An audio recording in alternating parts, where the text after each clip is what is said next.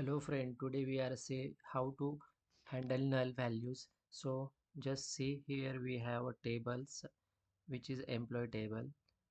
So you can see here at ID 6 the salary value is null. There is no any salary present, that's why the value is null. So how to handle the null value?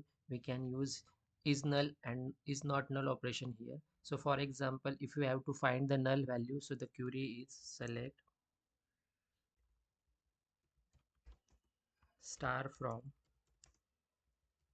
employee, where we have to use in condition where salary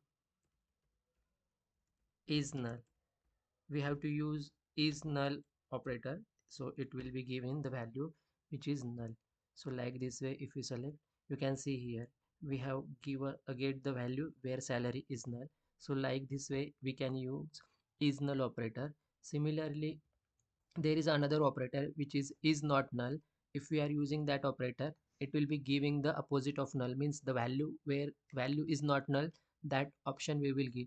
Like we can see here, select star from employee where salary is not null. So if we are using is not null, so it will be giving the column which is don't having null value. So you can see here now the id6 data will be not present because that is having a null value.